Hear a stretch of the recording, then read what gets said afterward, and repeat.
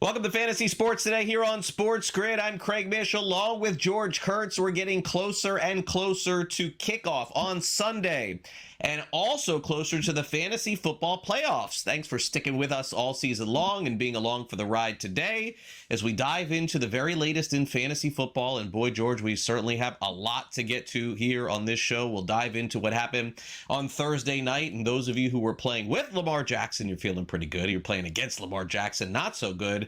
But George, the bigger story to come out of that game was late Friday. We got the news that the owner of the Miami Dolphins doesn't like seeing fans with bags on their heads. That's, I guess, what it took to fire their longtime general manager, Chris Grier, who even goes back, George, as far as Bill Parcells being with the Dolphins. Do you remember this? Bill Parcells was with the Dolphins as the team president. He brought Grier in. He's lasted this long. But George, that result on Thursday night, I think inevitably was the straw that broke the camel's back, so to speak. The Dolphins all but eliminated from playoff contention. And let's just call it what it is. Their draft picks have not worked out. They just have not helped out. And therefore, with all of the other issues that they have going on there was just no way that this guy was going to come back next season. Yeah, this should just be the first, right? McDaniel should be at some point. At some point, he's going as well. Maybe in the off season, maybe during the season here. I think he'd already be gone if there was someone on staff they wanted, to try out as head coach here. But it should be a house cleaning. Listen, Craig, the bigger questions are going to be: A, what's Tyreek Hill going to do in the off season? Anywhere from retirement to wanting out of there. What are they going to do with Tua? I mean, is he the guy? Is he not the guy? When can they move on from that contract without getting killed here? I mean, the only true player you have there is a chain. Waddle's a good wide receiver, but not really someone, a building stone, right? I don't know if he's going to be that. What was it going to make by the deadline? Right, the trade deadline's, 4 days away now? No, November 4th on Tuesday. So they have a lot of decisions to make here, and maybe that's why Grier is gone, by the way. Because if you're going to move players, do you really want a GM who you're not going to keep to make those decisions? Probably not. Yeah, and I find it hard to believe the new GM is just going to come in and immediately hatch his wagon to McDaniel. I mean, that doesn't make any sense. All right, so let's take a look here at some of the other headlines. There's good news and there's bad news. The good news for Houston is it looks like Nico Collins out of the concussion protocol, going to be back for the Texans this week, although their fill-ins, George, did a really nice job. Christian Kirk could play as well. Lions offensive coordinator says they got to get Jameson Williams more involved. That makes sense, although the Lions are still pretty good. We also got news this week that Terry McLaurin is now out again. He re-injured his quad, but Jaden Daniels is in. And, George, that's probably a good place to start. It feels like Washington is a little snake bit this season. They play Seattle on Monday night. And, I mean, they're getting points in that game. It's a Monday night game. It's probably a really good spot for them. But they got to win this game, George, right? Like, there's no question about it. This is not going to be the Cinderella run that Washington had a year ago. This is a must-win on Monday night for them. No, they're not catching anybody off guard anymore. They've had a lot of injuries there. You mentioned McLaurin, who I wasn't touching in fantasy. I don't like taking anybody who sits out during camp for whatever reason. They always seem to have these injuries, right? The hamstrings, the groins, the quads, whatever it might be. This seems to be a lost season for McLaurin here. Debo's been banged up somewhat, but generally he's in there. Seattle, Craig, you and I have talked about it a couple times. They're an underrated team. This is a really good Seattle team here that I think is one of the I don't know if I'm going to quite put them there with the Lions or the Eagles here, but this is a really good team. I don't think it's a good spot for the Commanders. I don't care if it's at home. I think they might get waxed, in this game as well here. I just don't think they're fully there. Like I said, Daniels coming back is fantastic, but he hasn't played now in 2 weeks, and he wasn't all that great when he did play against Dallas. Right. Terrible defense. So I don't feel good about the Commanders. I think you already said it. Things just not going their way this season. I don't see them making the playoffs. Yeah, I don't either. And so that's just part of the equation for this week. And, of course, we'll get to a lot of news and notes coming up here in just a minute. But first, let's recap, George, what we saw on Thursday Night Football. The Miami Dolphins ended up firing their general managers, we mentioned, over this loss, 28-6. Lamar Jackson, who played high school at Miami Northwestern, returned to South Florida, as he always does, and just sticks it to the team that passed on him in the draft. 204 yards, 4 touchdowns. He didn't even play, barely, just hand the ball off in the fourth quarter. So an extremely successful return. And George, look, I mean, I got to tell you, I was cynical when the Ravens were still favored to win that division, just being, 1-5 or whatever their record was. But take all things into consideration. Lamar is back. Derrick Henry looked good yesterday, although he didn't have a monster game, good enough game, I suppose, to make you have some belief that this will continue. And they get Pittsburgh twice. And let me say that again. They get the Steelers twice. If they beat the Steelers twice, they're going to win that division. They're favored right now. Yeah, they control their own destiny. And you said Pittsburgh twice. This is who they're playing, by the way. Minnesota, J.J. McCarthy. Cleveland, Dylan Gabriel. Jets, Justin Fields. Cincinnati, probably Flacco. You mentioned Pittsburgh twice. Cincinnati again. All right, the New England game's going to be rough, right? They're playing so well. Hey, Green Bay's rough. But that's it. I mean, they take care of business here, which for the most part, they really should. They can get to 9 wins, and 9 wins might win that division there, Craig. So, yeah, I don't think I don't think anybody truly thought they were done anyway. And just for the giggles here, you look at Pittsburgh's schedule. We already know they got Baltimore twice here, but their schedule's certainly tougher. Indianapolis on Sunday could easily be a loss again. They got to play with Chargers after that. They get Cincinnati, Chicago. Buffalo's on their schedule. Detroit's on their schedule. You could see why the odds makers think Baltimore's going to win this division schedule-wise, which is dangerous to play the schedule game. I understand that. But at this point in the season, it's relevant. I mean, the Baltimore schedule is much easier than the Pittsburgh schedule.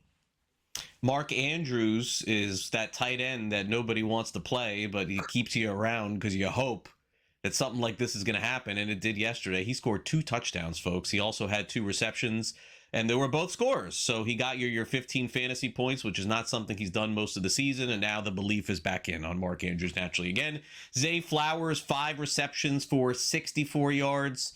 So this is like the floor for him, I suppose. If you played him as a wide receiver 2 or 3, you're not thrilled, but at least you got something.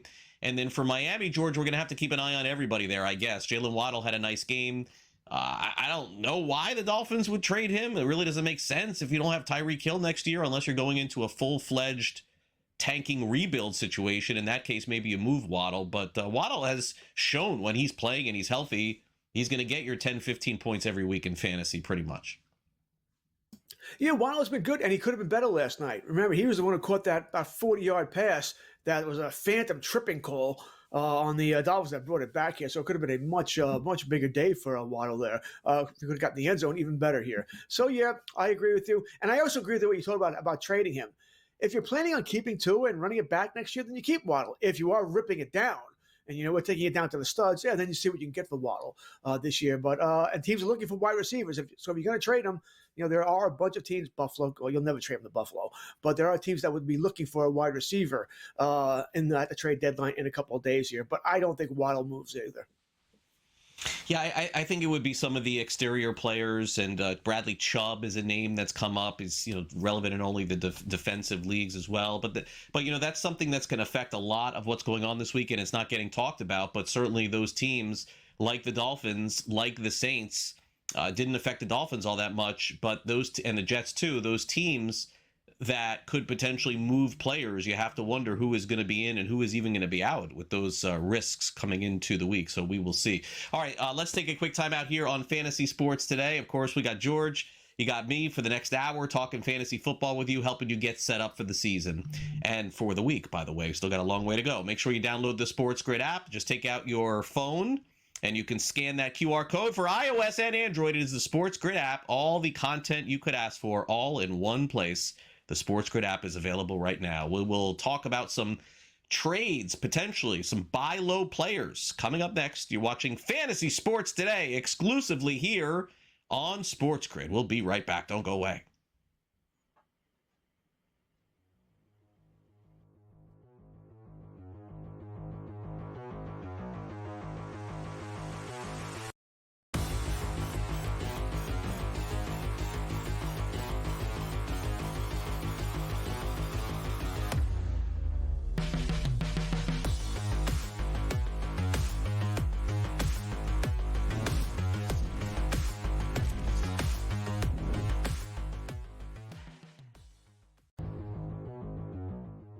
This is a guy we should be adding.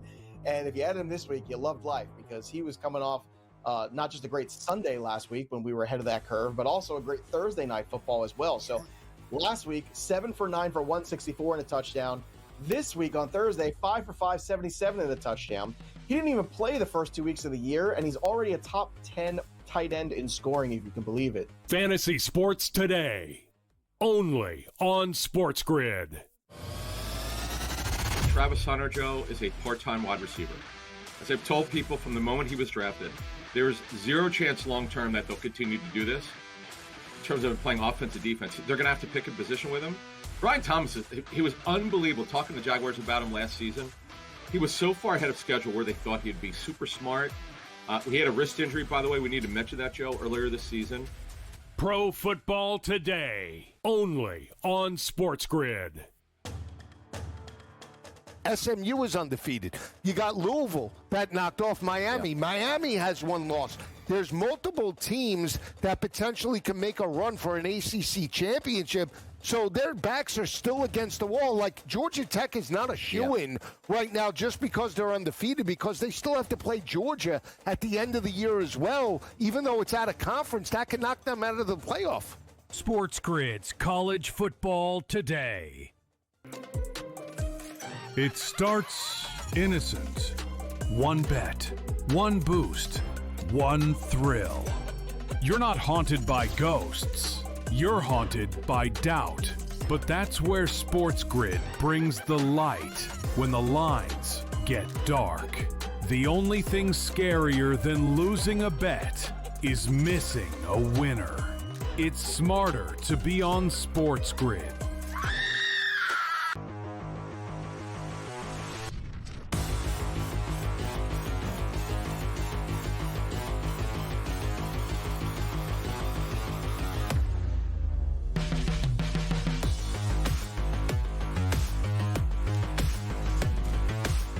Welcome back to Fantasy Sports Today. It's not just NFL trade deadline season, it's also fantasy trade deadline season. Most of you have to make deals before Thanksgiving. And as we enter the month of November, George and I are going to take a look at some potential buy low candidates. George, let's start off with the Chicago Bears. We'll start off with quarterback Caleb Williams, especially in a 2-quarterback league. Maybe some team is out of it, excuse me, with Caleb Williams. Maybe he could be somebody that you could jump in on. I would say, in fairness to Caleb Williams, it's his first year in this new system. I would call this season, George, uneven. At times, I've seen sparks where I think Caleb Williams is going to be QB1, 1 out of 12 that you start in fantasy. And then there's other times where I'm like, I don't know if this is going to work. So I guess it just depends on your situation. If you're asking me, George, is he a buy low to start for you in a 12-team league the rest of the season? My answer is no. But I think if you're in a 2-quarterback league and you're in that Michael Penix range, Geno Smith range, Carolina Panthers, Saints range, I think that you probably in a 2-quarterback league could do worse. I would probably go for him in that spot. Oh, absolutely. I probably agree with everything you said. I think I would grade him a little bit higher than you, a little bit, but I've seen more good than bad. I've seen progress. How about that? From last year, I've seen progress. First year in the Ben Johnson system, there they've got him some weapons, some better. They're protecting him better. Last year was a jailbreak hike, and he's running for his life. All right, this year they have given him some better protection there, and he's done okay with it. We will see what happens this week. No DeAndre Swift. All right, he's already been ruled out here, so that's going to hurt somewhat there. I think listen. I don't see him being a quarterback 1 this year. I don't. So it's all about super flex leagues. I have in one league. He's a backup to Jaden Daniels, actually. I've had to use him a time or two. He's been okay. Nothing great there. And I've thought in the one about releasing him. Maybe I should go with someone that's been out there on the waiver wire. But for the most part, I've stuck with him. And I probably regretted that somewhat. I think I left some points on my table that I could have had there if I would have gone with the other guy. So I think where we're going with this is, you want to acquire him? Fine. I'm not paying any. I wouldn't give up anybody that I don't want to lose. How about that? Right. If you want to acquire him, go for it. But I'm not giving up anybody that I can't afford to lose. Yeah, back end QB2 for your super flex leagues for me. That's as good as I can give you there. Okay, Chase Brown's been a bigger part of the Bengals offense, and certainly we're just trying to find any running back that can play these days. And by the way, there's still a ton of bye weeks left. Brown has 25 receptions on the season, 383 yards, 126 yards, and 3 touchdowns, all recently. Like almost nothing in September and very little at the beginning of October. And, I guess, George, you got to ask yourself the question, is the owner of Chase Brown going to sell on this player because he just hasn't really provided a lot for you. Do you think he's the kind of target to grab for the rest of the season? I feel like if the Bengals lose one more game, they're kind of forced into a situation to use this guy more. He's had a revival now with Flacco. I mean, maybe leave it a little bit before Flacco, but Flacco's questionable this week, right? We don't know if he's going to play. They did activate a practice squatter, Sean Clifford, little quarterback insurance here. Read into that what you will. Does that mean Flacco won't play, or does that mean they want to, in case Flacco gets hurt and Browning gets hurt, they have somebody else? So it could be both of those there. Samaje Perine is playing more. If you're a Brown, if he's on your fantasy roster, Samaje Perine is playing more than you would like. He's up there about 35%. All right, so that's not good. I picked him up in a league. Once again, bye weeks, I need a running back. Picked him up though because he's playing so much. See if we get lucky. Bottom line is this. Once again, I'm not paying to acquire him, unless I'm really desperate and I get it at a good price. But if I have Brown, I'm looking to trade him, see if I can, if I can get something I can trust more than I can Brown here, because I do not trust Brown. The Houston Texans have struggled to find some consistency in the passing game. That goes without saying. Jalen Noel would have been a sell high guy going into the week, but now that the two receivers are back for Houston, maybe he becomes a buy low, which is interesting because, George, I do think that he has the makings of a like McConkey-ish type player. 5 catches, 50 yards, maybe a touchdown, maybe not. I thought he looked really good for Houston last week. My concern is, do we get caught up in the notion that Christian Kirk is coming back because they're kind of the same guy a little bit?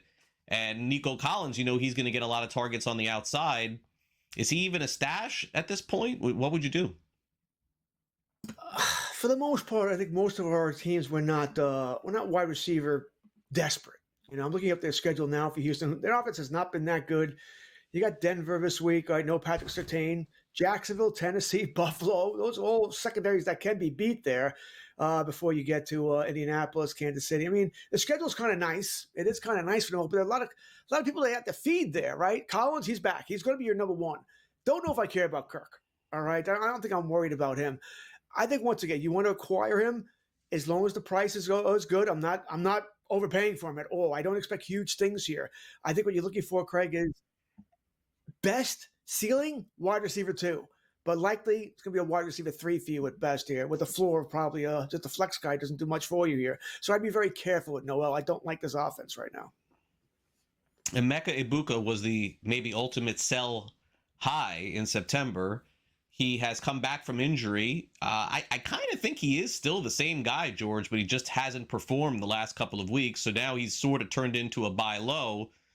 But I would say this, George, good luck trying to get this guy from somebody else's team, Like, I just don't think that with the performance that he had in September that people are going to give up on him. Now, I agree with you. All right. I think Ibuka is fine. I think the injury slowed him down somewhat, and maybe he came back a little early because of all the other injuries. But Mike Evans isn't coming back, so it's going to be he's going to be the guy when the bye is over here. I think the other problem for his lack of production is because the offensive line fell apart. All right, and once again, Baker Mayfield's been running for his life in these last couple of games here. Hopefully they can fix that during the bye here. I think your chance to get Ibuka is this. Whoever has Ibuka right now, well, they're on bye. Maybe they're desperate. Maybe they're 2-7, Craig. Or 2-6, I guess, and they need a win. So you start going to, hey, listen, I'll give you so-and-so because you need a player now because you can't go 2-7, but I want Ibuka. So I think there's a chance to do that sort of thing for someone who can, all right, fine, I can't afford to lose. You can have Ibuka. He's not going to help me this week anyway, and I need to win now. And you give them somebody who can help them win this week to stay in it. Yeah, no, that does make sense. And, I still believe in Ibuka. I still think he's great the rest of the season. It's just not everybody is going to roll 17 games with 100 yards and 2 touchdowns. All right, let's take a quick timeout.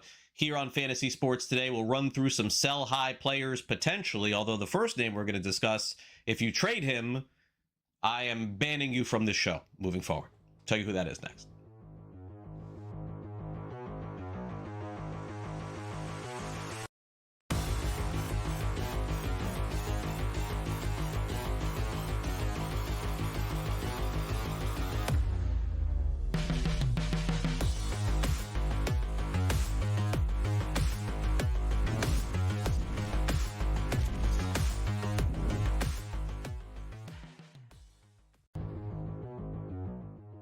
This is a guy we should be adding.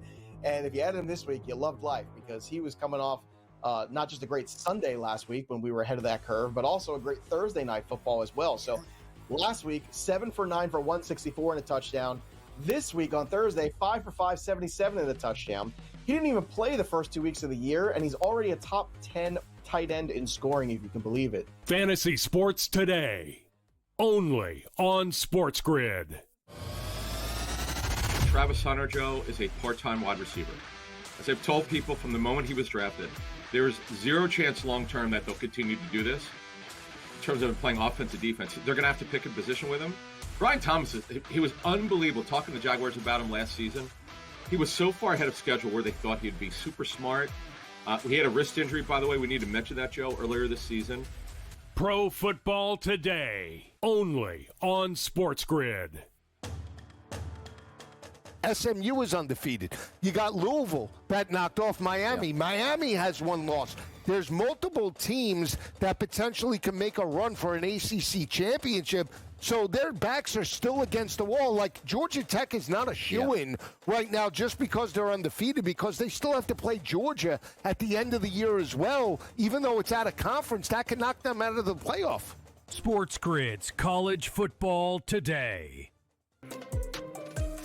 It starts innocent. One bet, one boost, one thrill. You're not haunted by ghosts. You're haunted by doubt. But that's where SportsGrid brings the light when the lines get dark. The only thing scarier than losing a bet is missing a winner. It's smarter to be on SportsGrid.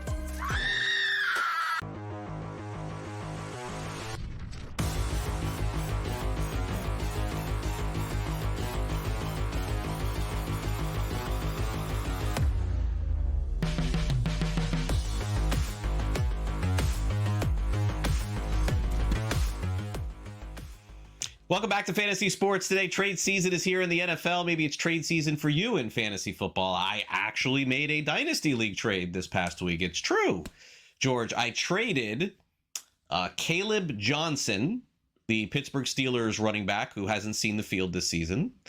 I traded a third-round rookie pick in 2027 for Tyrone Tracy.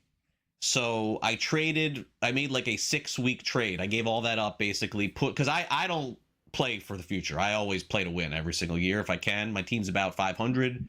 I got McCaffrey, decent quarterbacks. I got Goff, I got Kittle, Jamar Chase. I feel like I have a good team.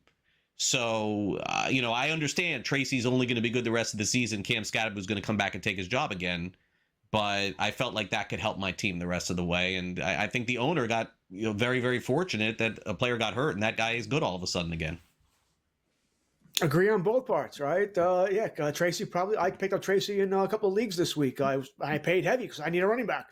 And I understand he's not great, but I agree with you there. So I think it's a good trade for you. Play to win now. And by the way, I think it's great advice when you play in a dynasty. When you're starting a brand new dynasty league, draft to win now. Most dynasty leagues don't last. All right, the last couple of years, they break up. Right, what happens over and over again. I drafted in a dynasty league, Craig, and this could be really the opinion minute later. I drafted in a dynasty league with fantasy experts, names that everybody knows from SiriusXM, and these guys were all drafting for players, rookies in the third round. That I'm not even good rookies here. I drafted like I normally would draft. I'm 8-0. It's not even close because it's not because I'm great or anything. It's because everybody most guys draft the guys, a third round rookie in the third round and drafted him a third round. What are you doing? This guy's not going to help you now. So it's become very easy here. The theory is, once again, dynasty leagues, they generally don't last long. Play to win today. Yeah, that's what I do. So if that's the case, how could you possibly trade Jonathan Taylor? He's like the most valuable player in fantasy football this season. It's Jonathan Taylor, it's Christian McCaffrey, it's Jackson Smith and Jigba. Like those three players, I mean, maybe you could make a little case for McCaffrey, maybe he gets hurt and you're getting out of it. But George, like there's no replacing this guy. You could do a 3-for-1 and not replace this guy's production. There's absolutely no chance, no player that I'm trading. Jonathan Taylor has carried you probably to a very successful first half of the fantasy season. This is not a sell high for me at all. that 8-0 team I have, well, he's on it. All right, so well, there's one player for you. I mean, listen, I'm never going to tell you that someone's untradeable. All right, if someone could make you a whopper of an offer, but I can tell you this: I'm not offering Jonathan Hill. Someone have to come to me. All right, I'll give you C.D. Lamb. I'll give you Christian. Something stupid like that. Okay. If you can offer 3 great players for him for whatever reason, fine. I'll move him. But I would never bring up Taylor. I'm not going to Craig. I'll trade you Jonathan Taylor. What am I going to ask for? There's not enough here. He's having he's 3 touchdowns every week. He's back. Right. He might be your leading MVP guy right now. No, you're not moving Taylor. Yeah, and the other thing too, George, with a guy like that, you start shopping him around, he finds out, he's going to get mad. He might hold out next year. He's going to be a little angry. He's going to be upset with you. Yeah, he's going to be upset with you. Cortland Sutton, 37 receptions, 536 yards, and 3 touchdowns. Another potential sell high. I don't feel like anyone's going to bite on him, though. That would be my issue here, George. I mean, who in the world is going to say, oh my gosh, let me get Cortland Sutton on my fantasy team? I just don't see that happening. I agree with you. Once again, you're looking for guys who need someone this week. And they overpay for him because they need something to play this week because they're desperate. They need a win, blah, blah. Same thing what we talked about earlier with certain players, with Egbuka. Same thing with acquiring Egbuka. Sutton be the opposite. I could trade Sutton for someone better because I'm 7-1 and I can afford it this week. And I can get a better player I want for next week. Maybe I just don't know who's on by. Maybe Devonta Smith if you'd rather have him, or maybe it's Egbuka. Sutton for Egbuka's off this week. I guess that's a trade that you could actually try and work out. I can see that happening this week with someone who's desperate for a W in week 9. Doesn't care, not worried about week 10 yet. Let me skip ahead to the best one because I think that this would create some good discussion. Oronde Gadsden, the second. Gadsden has been fantasy football's best tight end the past 3 weeks. He was a non-existent fantasy starter for the month of September and even into October. George, it does seem as though all of a sudden Justin Herbert is favoring him again. The tide has shifted from Keenan Allen and Quentin Johnston to Gadsden and McConkey. Is it going to shift back the other way? I love the thing, one of the memes I've seen, they show Thanos here, Gadsden also is fantasy relevant. What did it cost us? Quentin Johnston, right? He's invisible here. I would move Gadsden, bottom line. If someone wants to overpay for him, I'll move him. We'll be right back with more. Don't go away.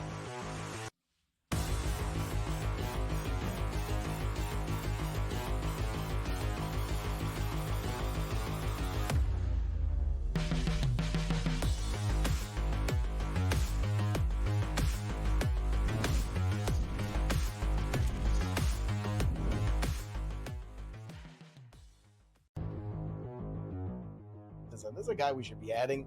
And if you add him this week, you loved life because he was coming off not just a great Sunday last week when we were ahead of that curve, but also a great Thursday night football as well. So last week, 7 for 9 for 164 and a touchdown. This week on Thursday, 5 for 5, 77 and a touchdown. He didn't even play the first 2 weeks of the year, and he's already a top 10 tight end in scoring, if you can believe it. Fantasy Sports Today, only on SportsGrid. Travis Hunter, Joe, is a part-time wide receiver.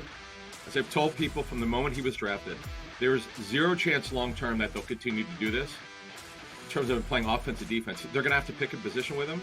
Brian Thomas, he was unbelievable. Talking to the Jaguars about him last season, he was so far ahead of schedule where they thought he'd be super smart. He had a wrist injury, by the way. We need to mention that, Joe, earlier this season.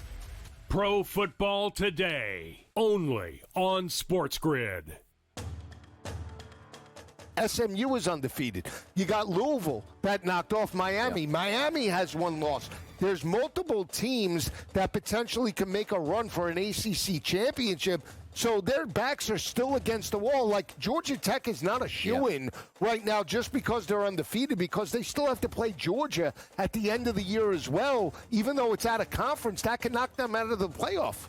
SportsGrid's College Football Today. It starts innocent. One bet, one boost, one thrill. You're not haunted by ghosts. You're haunted by doubt. But that's where SportsGrid brings the light when the lines get dark. The only thing scarier than losing a bet is missing a winner. It's smarter to be on SportsGrid.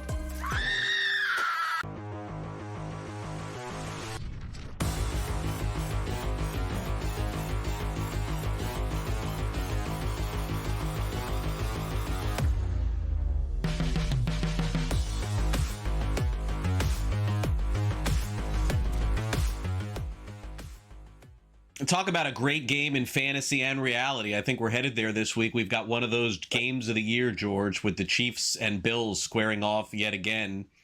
You know, these have been some really big, classic playoff matchups, regular season matchups. It's like odds of this one being 17-13 or so slim.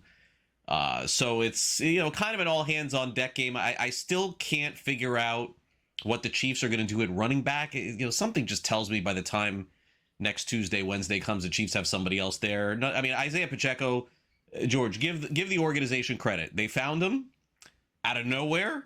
They made him into something, but I don't think that he's the future running back there. So he's the only questionable one for me. But outside of that, playing everybody on Buffalo, playing everybody on Kansas City, probably getting a nice high-scoring game on Sunday afternoon. Yeah, I don't think Pacheco's playing anyway in this game. I think he's out with some kind of whatever. He's out, so you're not playing him anyway. But I don't want to play. I'm not playing Hunt either unless you're desperate and praying for a touchdown there. The Chiefs, boy, Craig, they look like the team again, right? They looked like that team again. As soon as they got healthy, when Rice came back and Worthy came back, all of a sudden they're dangerous again. Mahomes looks good. Listen, it's week 9. That can certainly change by the time playoffs come around, but they look like the team to beat. They're actually favored going into Buffalo. All right, 1.5 there, which is somewhat surprising going into Buffalo. Lets you know that the books aren't all that sold on the Buffalo Bills, even though they throttled the Carolina Panthers last week here. Big game. If the Bills were to lose this game and the Patriots take care of business against Atlanta, I mean, that margin's getting a little thicker. And maybe the Bills aren't going to win the division. They'll be a wild card team, and they don't have to worry about getting home fields. They ain't going to have it. So a big game here. I got to tell you, I kind of like the Chiefs. Kind of like the Chiefs on the road, laying 1.5 at Buffalo. Okay, this is an elimination game in the NFL, in my opinion, this week. You got the Bears. You got the Bengals. The Bengals were in a great spot last week. All they had to do was beat the Jets to get closer and closer to the playoffs and hope to get Joe Burrow back. Now Joe Flacco is questionable. He's probably going to play. He shocked me. Their offense is just way better with him, and you can feel very comfortable about playing T. Higgins and about playing Jamar Chase. On the flip side, you really don't know which Bear is going to have the great wide receiving game. But I don't know. Like, Bears kind of laid a dud a little bit last week, George. I think this is must win. I mean, the Bengals, my expectations are low as it is, but if the Bears have any postseason aspirations, they got to play. There was a report, I would say, on Friday that is just worth monitoring that Ben Johnson said DeAndre Swift is going to have to sit a week out, which is rare to hear a coach say that. So I don't know if that's this week. He is out this week? He's out. Yeah, he's out. Oh my gosh! Well, there you go. So Monagai is the guy. Yeah, if he's out there in your league, you run to the waiver wire now and you go grab him. He shouldn't be out there, but if he is, I'm certain a certain percentage of leagues he's out there. And what a shame, because DeAndre Swift was hot. Right, he was scoring touchdowns for us. I have him in a league there. And he was in my starting lineup until he actually still is in my starting lineup. I'll have to remove him now that he's officially out. I think that word came down a couple of hours ago. So you remove him. Once again, it's one of those situations I like to say. If you have a Chicago Bear on your roster and you're not starting him in this game, why is this player on your roster? Time to move on. You're playing Cincinnati's defense. We just saw what the Jets did to them. I don't think anything's going to change there. Points are going to be put up on the board here. So, Caleb Williams, it's a good spot start, especially if you have a Jalen Hurts or a Baker Mayfield. There you go. You put him in. Menanjai goes for me. Menanjai, however you pronounce the guy's name. What you said about the wide receivers is so true. You are sort of playing, okay, is it going to be Dunze? Is it going to be DJ Moore? Which guy is it going to be? But I'm starting both here. And as far as the tight ends, that might be the one. Well, you shouldn't have either one on your roster. But once again, you're desperate. You're starting Kate Otten, you're starting Dallas Goedert. I would probably go with Kmet over Loveland, but I would assume you can find somebody else and you're on your waiver wire that could do more damage for you. As far as Cincinnati, it all comes down to Flacco. He's questionable. Is he going to play? Are they playing games with us? That's right. This little gamesmanship by Zach Taylor. I don't know if he's going to play or not. He plays. Everyone that you normally would start goes. He doesn't. I think it's just Jamar Chase for me, and that's it. Fair enough. Lions, you play everybody and play them every week. So there's nothing that we could say that could change your mind on that, and there's nothing you could tell us to change our mind.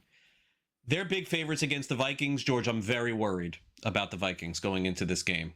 Now, it seems like Justin Jefferson is matchup proof. It doesn't matter.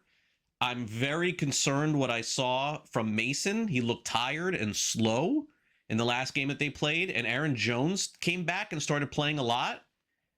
George, if I have better options outside of Jefferson, I'm sitting everybody on Minnesota, man. Like the tea leaves are not great with what's going on with the Vikings. And I understand Brian Flores has a great defense there, and maybe that could somehow keep them in the game. But George, if Detroit goes up 10-0 in this game, I mean, it could be 51-0. I'm concerned for Minnesota.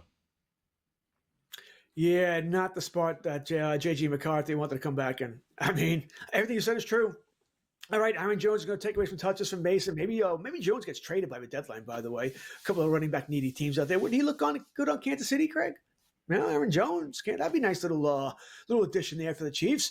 I'm even worried about JJ. Listen, you're starting Jefferson, right? But you're probably not going to get wide receiver one numbers here. I know Detroit's banged up in the secondary, so there is that.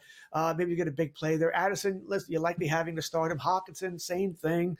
But with McCarthy, Craig, he's only played 2 NFL games. We have no idea about this guy yet. None. Agreed. A lot of question marks coming in. I have my doubts about him.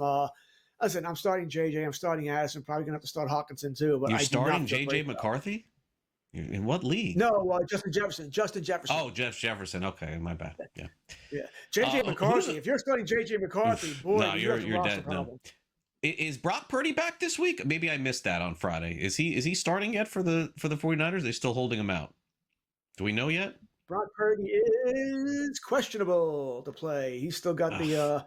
He was limited. They haven't posted today's practice yet. He was limited yesterday. Right. Who knows? Well, as of doing this show, we don't know. So that just tempers my entire expectations from the 49ers outside of Christian McCaffrey and George Kittle. Those are the 2 guys I can play. Everybody else, I got to wonder. On the side of the Giants, we talked about this earlier in the show. Tyrone Tracy, who had probably a 4 or 5 week incredible run last season. You got to fire him back up again. Their receivers are questionable. Their tight ends are okay. This is probably a low-scoring game, George. This is probably like Jackson Dart trying to run for his life, 21-17 type game. Not a great fantasy game for me.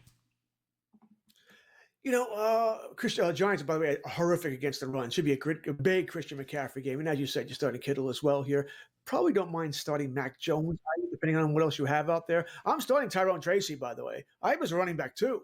San Fran is not the San Fran defense we're used to here. They're just not. All right, no Fred Warner, no Bosa there. So I like what Tracy could do this week. I think he'll put up some damage for you. Could be a bigger day if you get to the end zone here.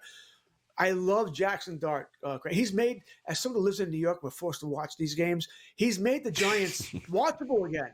The problem is, Craig, if they don't tamp it down his style of play, he will never play games. No way. He's going to get killed. He's not built like Ben or Cam. He's going to get killed out there. But while he's healthy, he's fun. Yeah, I've talked about this before. I've never seen a quarterback this young just take off up the middle and just not worry about a linebacker, and he does it like every play. Colts and Steelers, one of the highest totals on the board in a Pittsburgh Steelers game. Go figure this. Steelers defense has just been atrocious. You really could feel comfortable starting Daniel Jones-Pittman and certainly Jonathan Taylor on the side of Pittsburgh. Aaron Rodgers has probably been on everybody's fantasy team in your league at some point this season. Cut, drop, cut, add, play, drop, etc. Metcalf been up and down. Jaylen Warren probably the only must start on the Pittsburgh side for me. Pittsburgh defense is old and slow. All right, it's not the same anywhere near the steel curtain of years past. It is not. You're starting here. If you have a Colt, you're starting him. It's that simple here. Warren is one play we didn't mention. I don't find the wide receivers either here. As for Pittsburgh, you said it, Warren. You're starting DK Metcalf. I can't see how you're getting away from that. Rodgers depends on what else is out there. I do not see a big game coming from him, but the volume should be there because I think they'll be trailing most of this contest. Also, don't forget Monday Night Football features the Cardinals. Still some question as to who starts at quarterback for them against Dallas. Maybe go with some other options if you can. We'll be right back.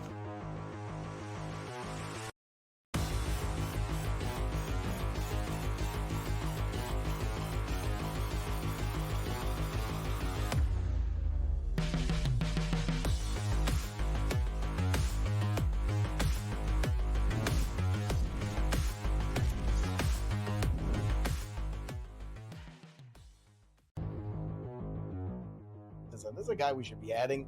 And if you add him this week, you loved life because he was coming off not just a great Sunday last week when we were ahead of that curve, but also a great Thursday night football as well. So last week, 7 for 9 for 164 and a touchdown.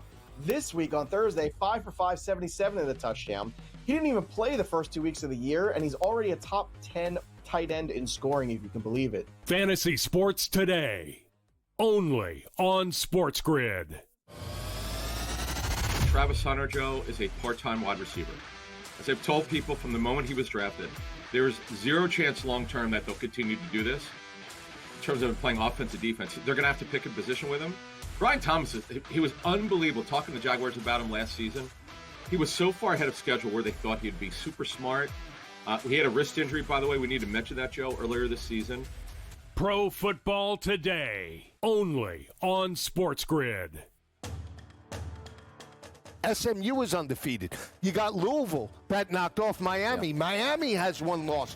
There's multiple teams that potentially can make a run for an ACC championship. So their backs are still against the wall. Like Georgia Tech is not a shoo-in right now just because they're undefeated, because they still have to play Georgia at the end of the year as well. Even though it's out of conference, that can knock them out of the playoff. SportsGrid's College Football Today. It starts innocent. One bet, one boost, one thrill. You're not haunted by ghosts. You're haunted by doubt. But that's where SportsGrid brings the light when the lines get dark. The only thing scarier than losing a bet is missing a winner. It's smarter to be on SportsGrid.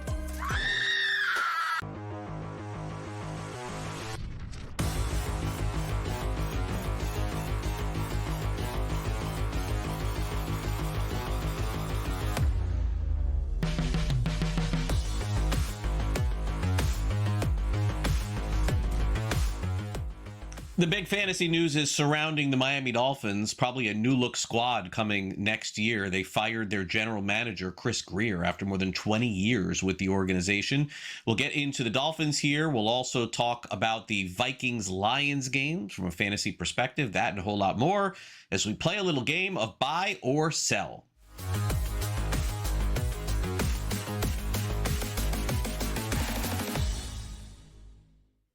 Well, this past year, the Miami Dolphins certainly had their fair share of fantasy assets. Tyreek Hill, maybe not the player that he was, but was still a relatively high pick. Devon A-Chain, also relatively high pick as well. And a lot of people thought even if the Dolphins go down this season and are not good, they're going to still be good offensively. That definitely was not the case. So, George, going into next year, is this a full-blown rebuild? You decide. The Dolphins will not have a first or second round pick in fantasy drafts next season. Is this a buy or sell? Yeah, as we looked at, this a couple of breaks ago, right? They can't get rid of Tua. Not next season. Maybe after next they can move on, but that dead cap hit would be massive. So therefore, they're not going to tear it down to the studs. They probably need to. It's not working out here, but they're not going to tear it down to the studs.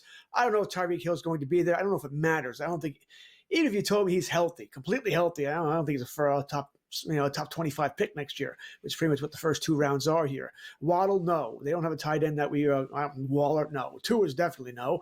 So you talk about a chain. He was a first round pick this year. I don't see that changing next year. Maybe he drops to the second round, right? Maybe. But he's a really good player. The only way I think he would fall out of the first two rounds, besides an injury or something like that, is if there was a trade. If they did, I don't think they'll move him by Tuesday, but during the offseason, they move him for, a first and third round, whatever it might be. So I guess in that situation. But to answer this question, this is a sell for me. It's not, I guess this is a sell. They'll not. I think they will. All right. A chain would be that guy, the only guy who's possible in this scenario. Yeah, and if you play out the other scenario too, is if they bring him back and they don't completely sell off, but they do let go of Tua and draft a quarterback, and that would mean some backup quarterback like Minshew or someone starts for them at the beginning of the season. And then I think it's fair to ask yourself that question. Would you draft Devon A-Chain if Gardner Minshew was the Dolphins starting quarterback next season, or Geno Smith? I think that answer is no, but I'm going to agree with you because I do think that he's a top 24 pick as of right now. I don't see it any other way. So I am going to sell this as well. He's going to drop because the expectation can't be as high as it was going into this year, but he definitely still looks like a great playmaker every time he gets the ball. Okay, Vikings take on the Lions this week, and no stranger to quarterback issues. The Minnesota Vikings are going to start J.J. McCarthy. He's back for them after starting at the beginning of the season. The Lions certainly put up their fair share of fantasy points. Let's ask you this one, George. Buy or sell? Vikings versus Lions this week will have more total points than the Chicago Bears versus Cincinnati Bengals game. How about that one? Buy or sell? Now, I would probably have to go with Vikings-Lions right now because I don't know about Flacco, right? So I'd have to hedge that he's not going to play. And it's close anyway, so that would just make it easier to go Vikings-Lions because at least I do know who's playing there. But if Flacco plays, I mean, we know Flacco's going to throw the ball up. Throw the ball to Chase, throw the ball to Higgins. He doesn't want to take those hits. They're probably going to score mid to high 20s. I think Chicago will score somewhere around the same. So you're talking in the 50s here. It's funny. I can't believe how good Flacco's been. If Flacco were to play, I would probably go with Cincinnati, Chicago. I probably would, but since I don't know if he's going to play, they're saying he's questionable. Maybe it's gamesmanship, maybe it's not. That forced me to go Minnesota and Detroit here. So I'll buy that it'll be Minnesota and Detroit, even though I don't know how many, unless they get a lot of garbage time points. I don't know what Minnesota's doing offensively on Sunday.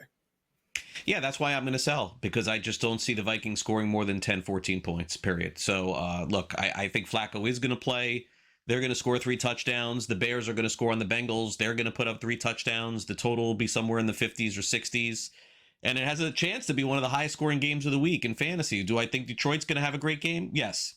And no faith right now in Minnesota based on what I've seen. Like when we're going on weeks and weeks, and this is with Wentz or McCarthy or anybody else, I think they should take a look at the third string, Brosmer. They like him so much. Why not give him a shot? Maybe they'll do it this year, but I'm in on the sell. I got Bears Bengals with more points this week. Okay, tight end position in fantasy. It's been a little bit of a surprise to some. Is good. Finally, Tyler Warren didn't have a good game this past week, but he has arguably been the best tight end in fantasy football. The other one has been Tucker Kraft of the Green Bay Packers, who's surging. Buy or sell, George? Tucker Kraft will finish the season as the very best fantasy football tight end. Now I think you know how I'm going to play this, right? And Sam Yarnell, our producer, certainly knows how I'm going to play it. When you ask me a question like this, generally I'm going to take the field. All right, just the way I'm going to do. The only thing here is the field is kind of short here. Because if it's not Kraft, okay, Ferguson's your number 1 tight end right now, barely over McBride. All right, so there's something to be said for that. And McBride probably is actually your number 1 because I think Arizona's already had their bye week. So he has an extra game to play here. Warren's up there as well, as you just mentioned here. So it's really Ferguson, McBride, Warren, and Kraft. Kelsey, we'll see. He would need a big week to really get up there. So this is probably it's not a bad question. That being said, I'm still going to take the field. I don't think it'll be Ferguson on Dallas, who put up a big 0 last week. Thank you so much, Dak. Did not like that for my fantasy team. Cost me a week. But I think once again, it could be McBride or it could be Warren. That could be the number 1 guy here. So I'll still take the field here. I'll sell this. But Kraft is having a great year. And the problem there is Kraft, Watson, Wicks, Reed, if he ever comes back, Daubs.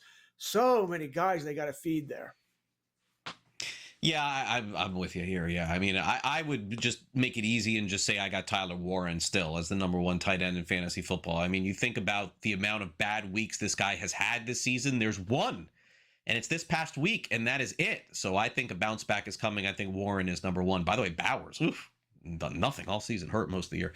All right, buy or sell. We'll do quarterback here. Bo Nix, Denver Broncos, very tough matchup.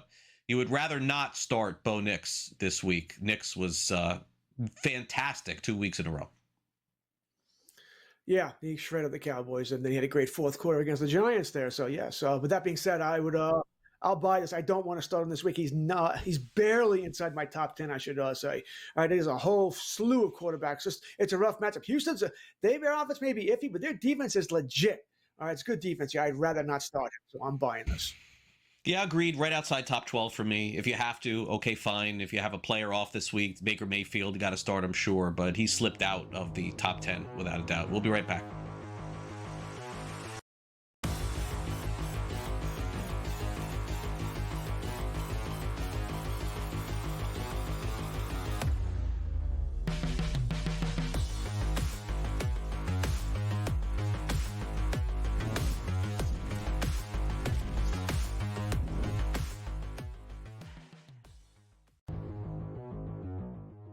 This is a guy we should be adding. And if you add him this week, you loved life because he was coming off not just a great Sunday last week when we were ahead of that curve, but also a great Thursday night football as well. So last week, 7 for 9 for 164 and a touchdown. This week on Thursday, 5 for 5, 77 and a touchdown. He didn't even play the first 2 weeks of the year, and he's already a top 10 tight end in scoring, if you can believe it. Fantasy Sports Today, only on SportsGrid. Travis Hunter, Joe, is a part-time wide receiver. As I've told people from the moment he was drafted, there's zero chance long-term that they'll continue to do this in terms of playing offense and defense. They're going to have to pick a position with him. Brian Thomas, he was unbelievable. Talking to the Jaguars about him last season, he was so far ahead of schedule where they thought he'd be super smart. He had a wrist injury, by the way. We need to mention that, Joe, earlier this season. Pro Football Today, only on SportsGrid. SMU is undefeated. You got Louisville that knocked off Miami. Yeah. Miami has one loss. There's multiple teams that potentially can make a run for an ACC championship. So their backs are still against the wall. Like Georgia Tech is not a shoo-in right now just because they're undefeated, because they still have to play Georgia at the end of the year as well. Even though it's out of conference, that can knock them out of the playoff. SportsGrid's College Football Today. It starts innocent. One bet, one boost, one thrill. You're not haunted by ghosts. You're haunted by doubt. But that's where SportsGrid brings the light when the lines get dark. The only thing scarier than losing a bet is missing a winner. It's smarter to be on SportsGrid.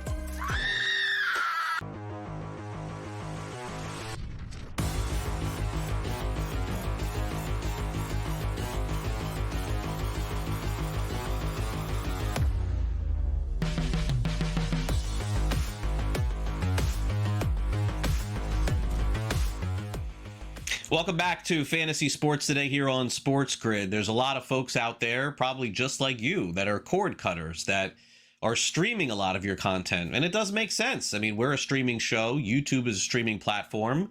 But this one, as they say, George, is completely out of left field. All of a sudden, late Thursday, YouTube makes the announcement that they have not been able to come to an agreement with ESPN and Disney, the parent company. So all the ESPN channels, ABC, all of them gone from YouTube. And like, this was the reason why a lot of people went to YouTube, so they could cut the cord and not have to worry about it anymore. And, you know, they're all saying the right things here, George. And look, maybe this is just simply about a carriage dispute and it can be resolved. Maybe about money. Maybe it is. But George, the stories that I'm reading about this, just to take this a step further, I don't know if they're true or not, and we're going to find out in the next 48 hours. But there's some sentiment that ESPN does not want to be on YouTube ever again, because they think that it's hurting people from purchasing their app and streaming stuff directly through ESPN, and they're just going to hold strong, and ESPN is not going to be on YouTube ever again. I mean, I can't imagine that that is going to be the case. But if ESPN and Disney have determined that the only way for them to get subscribers to the app is to not appear online on YouTube, this could be big trouble. Oh, I have no doubt that's been talked about, at least behind the scenes at ESPN, because it has to be true, right? I mean, if you're not on YouTube, you should get more people downloading their new app there. So, yeah, I have no doubt that's true. Now, I've been slowly cutting the cord here, returning cable boxes or cutting off some services here. The only reason I still have cable, and I looked into YouTube, but YouTube doesn't have it's the NHL network, and I need that. So that's the only reason I still have cable. If YouTube ever gets that, I'm probably gone from cables. I've had enough of them. But this is an interesting story to follow here about what's going to happen. But I think I sort of lean, Craig, that that's more true than not. And if it is, you know, a lot of YouTube people are going to be going back to the cord or back to the ESPN app, one or the other. SportsGrid app, completely free, by the way. We will now wrap up the show here on this afternoon. It's the SportsGrid at 60.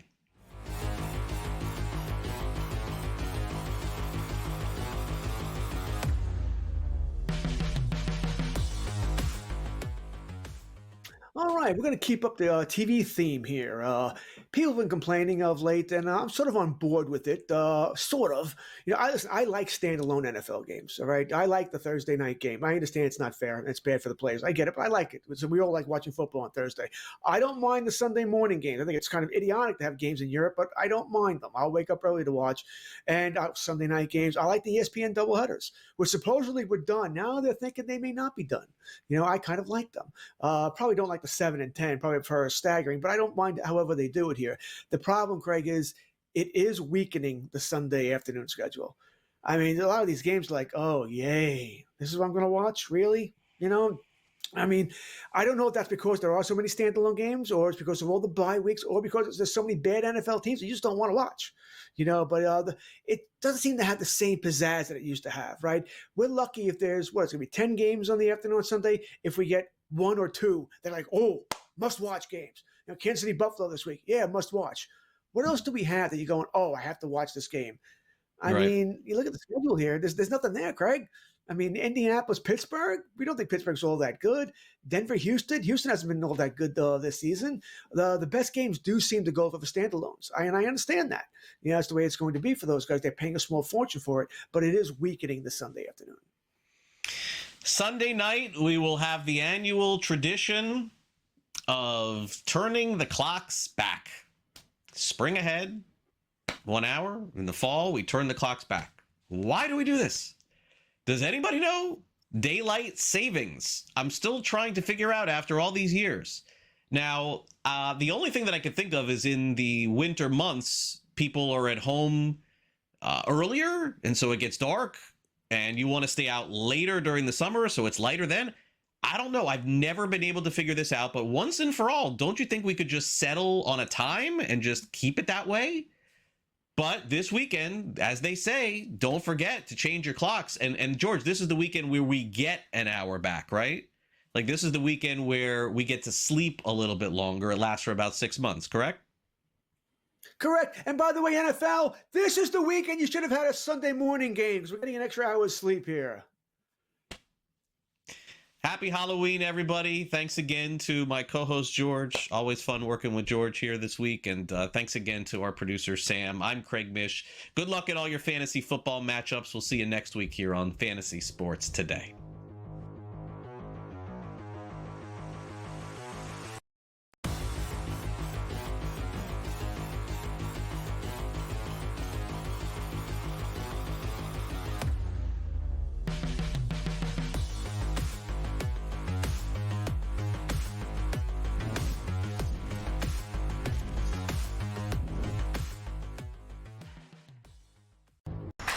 They got to go win and execute, and they can't be inconsistent. And that's the thing. It's like Ohio State, Indiana, Oregon, really consistent.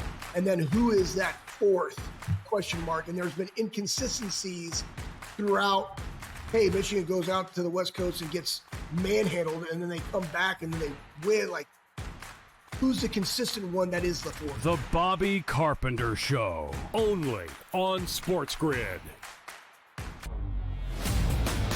Listen, never understood a word he said, but it doesn't matter because he was able to walk into living rooms and get kids to sign. It's a little different situation with the NIL now, but the reality is he represents Louisiana. He is Mr. Louisiana. What better? You should have never fired him to begin with in this spot. So, yeah, I hope they do reconsider and bring him back.